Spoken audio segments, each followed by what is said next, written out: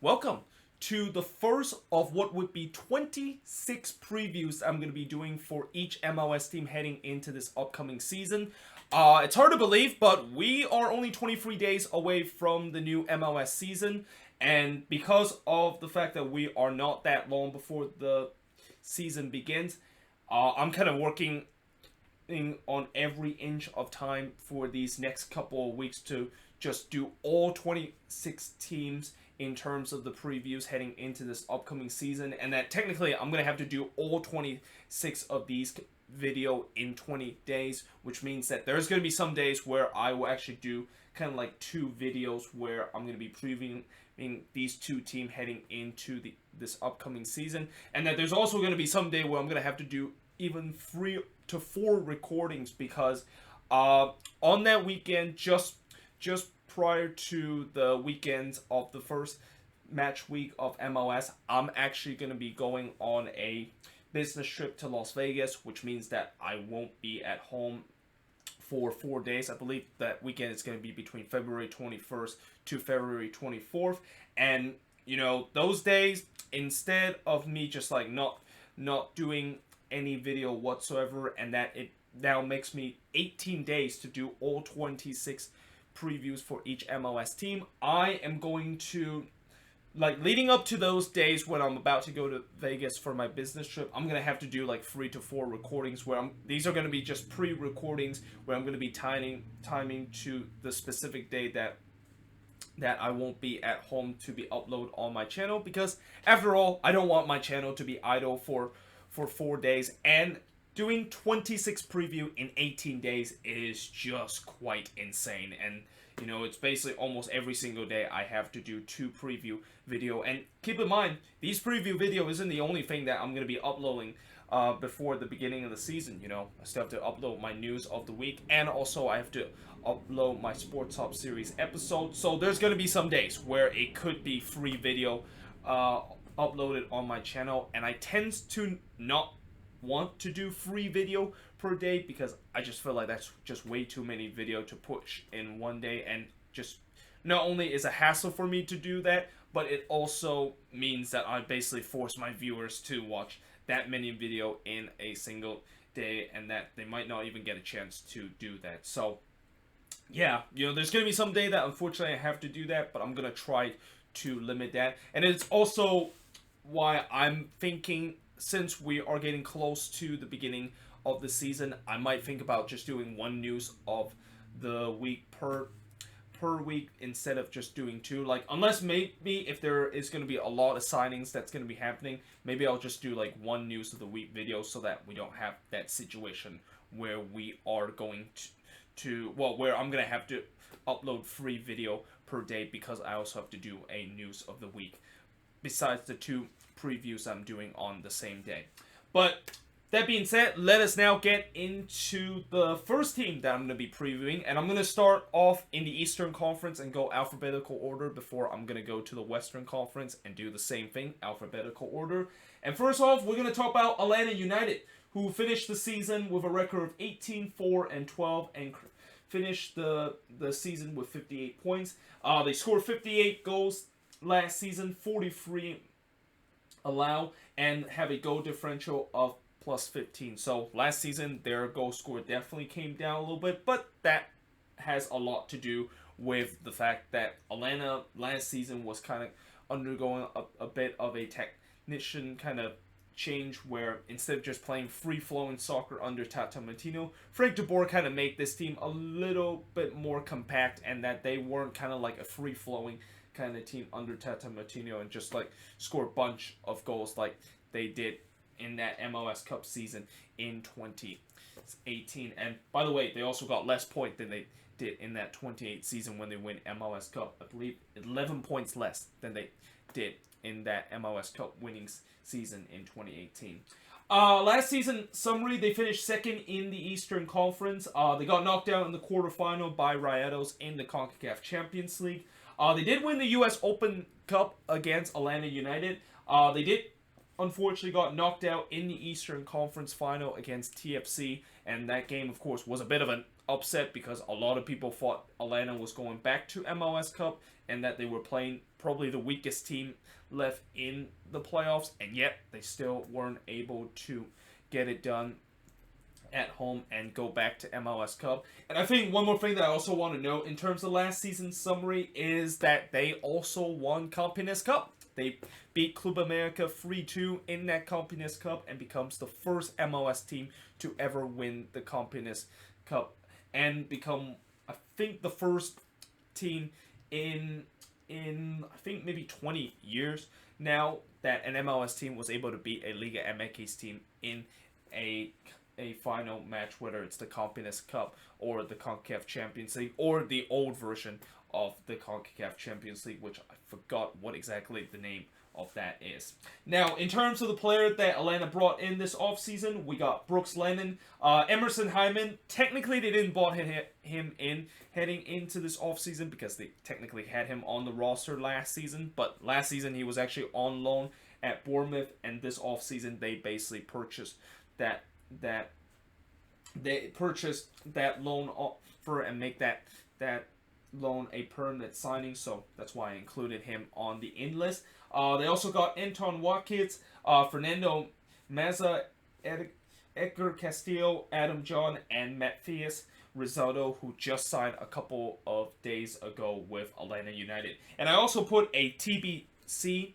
here at the bottom because I'm pretty sure Atlanta United is going to sign more players in these next couple of weeks, especially when I mentioned how many players that they have lost in these off-season, and knowing the fact that Atlanta is one of those teams that is known to have their continuity, and this is probably one of the best team in terms of an example of continuity, and that they can instantly replace a star players that they lost in the offseason and replace with another one. So I'm assuming they're going to make more signing in the next couple of weeks. And this is also one of the problem with doing these previews even 3 week in advance before the beginning of the season, because in these 3 weeks teams can still sign players, so this in list could definitely change in these next 3 weeks, and likewise this out list could also be the case, and that there could still be a couple of Atlanta players that could not be in the opening day roster heading into the first week of MLS. But in terms of the player that is out of the club, Michael Parker is, of course, retired from the team. He's no longer with the club. Darlington Nappy, who got shipped off to Columbus, part of that blockbuster deal. Brandon Vasquez went to FC Cincinnati. Florentine Pogba, Justin Merrim, who I heard there's a rumor that he is going to be going to RSL, and I'm not quite sure if that signing is complete, but I think that could be a decent signing for RSL, especially getting a veteran kind of MLS midfield player like Justin Merrim. Breck Shane, Mikey Ambrose, Kevin Kratz, Dion Pereira are the other player that is going to be out. And then we get to some of the most notable names and some players that are kind of considered fan favorite and kind of are a little bit surprised that they are leaving in the offseason. We start off with Leandro Gonzalez Perez, who got transferred to Tijuana. A lot of people didn't see this coming, but the good news is they kind of already find his replacement, and that Fernando Mazza will most likely be the guy that replace him. Then we got probably the most surprising offseason move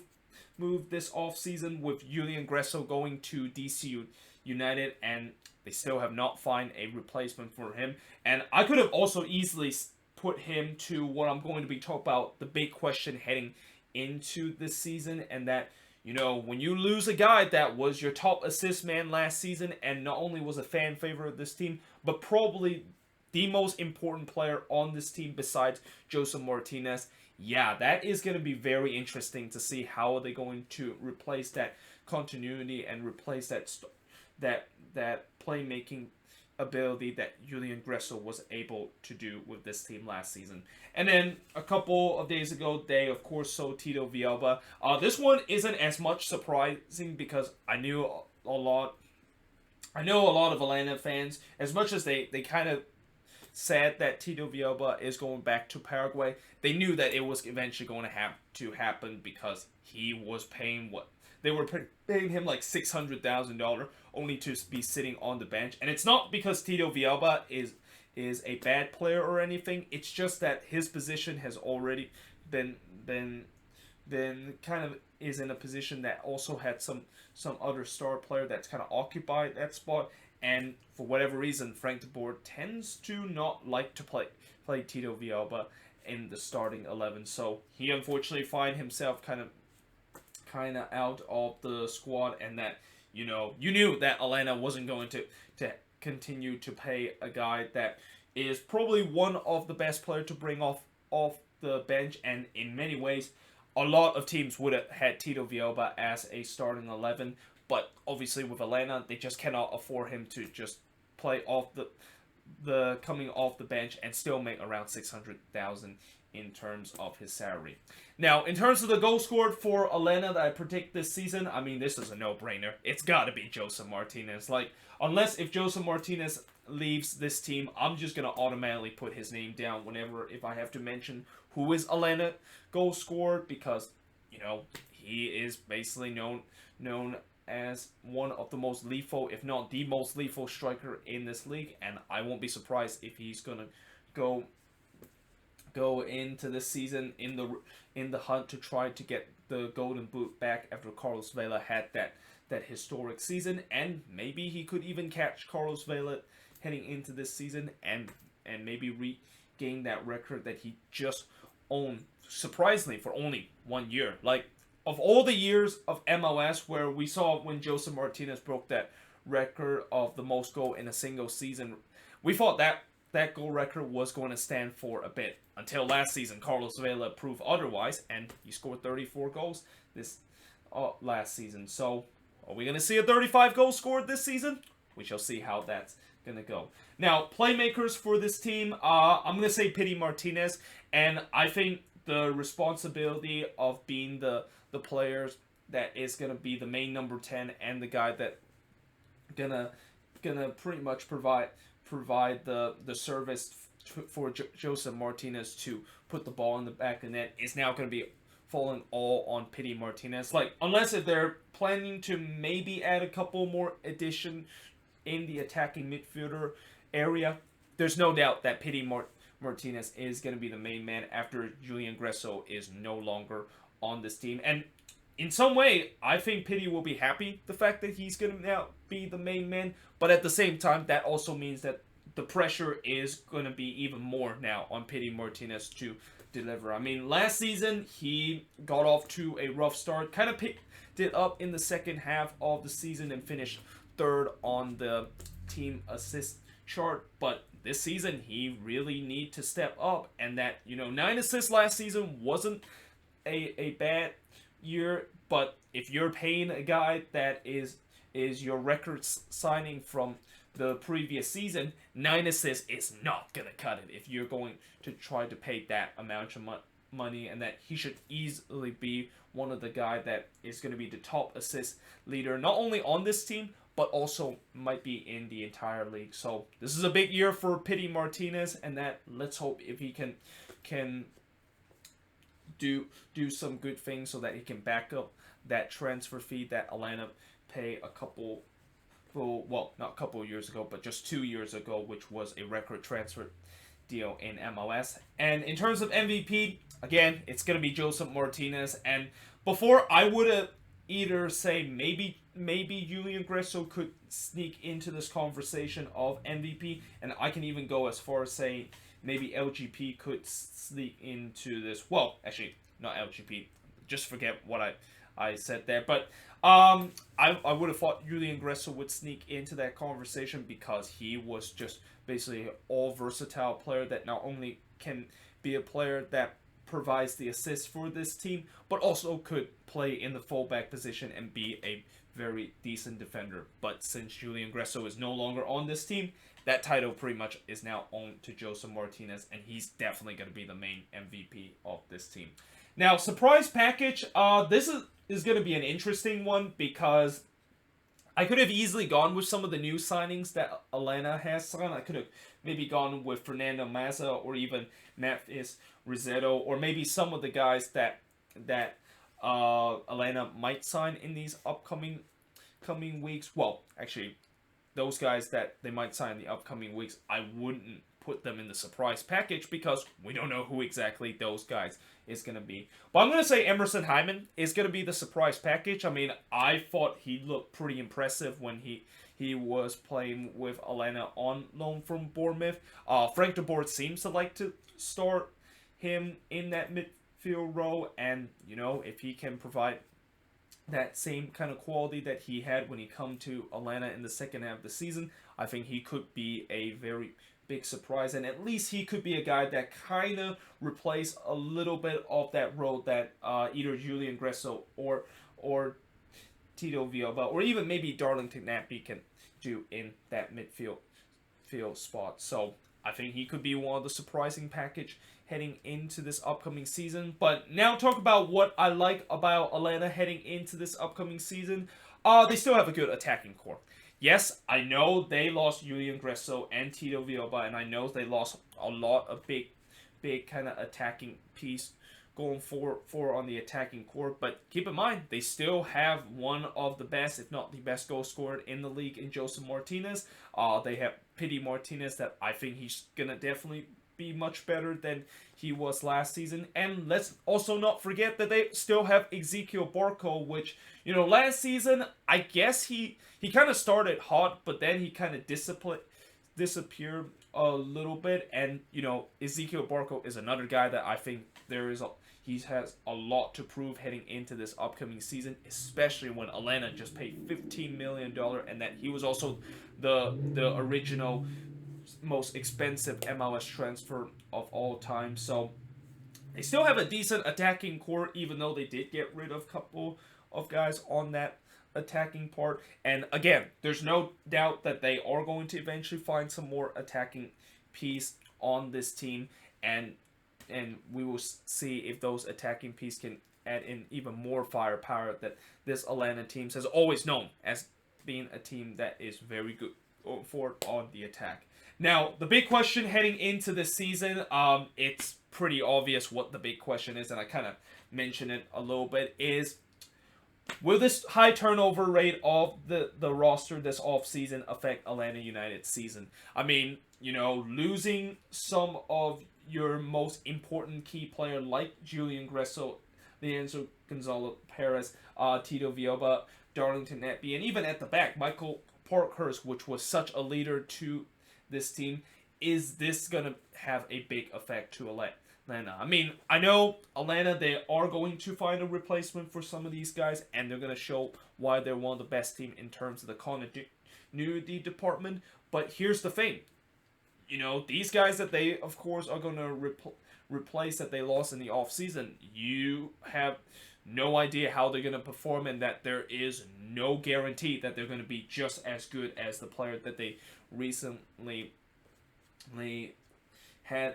in the previous season, but of course decided to let them go in the offseason. So yeah, there's a lot unknown with Atlanta heading into the season, which is kind of surprising because Atlanta, ever since they come into this league, they have been nothing but exceptional. But this season, you could say maybe this is kind of like a transitional period for them where they are kind of dismantling some of their key core players that was part of the MLS Cup run in 2018 and bringing some new fresh talent. And this also kind of tells me that Frank de Boer, he's clearly trying to build a team that he envisioned that can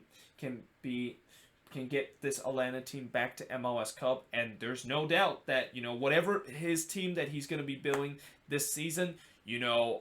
this we can basically say that of course is his team, and that's when we're going to maybe have to judge him a little bit harshly. Like, I know last season a lot of people judge Frank de Boer very harshly, especially in the beginning of the season, where there was a lot of people even calling Frank de Boer heads and want him to be gone after a slow start for Atlanta, which eventually he did kind of get himself off of that hot seat by getting this Atlanta team back to where they are, which is winning ways. But now heading into the season, knowing the fact that he has got rid of what most of these players that were part of of the squad that Tata Martino constructed in the first 2 seasons in MLS, now is the team that he's bringing in, is that going to be as effective? Because if it's not going to be effective, and that if Atlanta is going to struggle this season, maybe fall into like 4th or 5th, or at worst case scenario, miss the playoffs entirely, I can expect Frank de Boer to be out of this team. I mean, Atlanta is supposed to be a very high standard club, and that this is a team that they definitely should not be a team that, with all the signings and all the money that is invested in this team, should not be a team that is kind of like a mid-table, or a team that's going to just barely make the playoffs. This team is definitely going to have to compete every single season. And if this season, the transitional period that they have, and I know when you have a transitional period, teams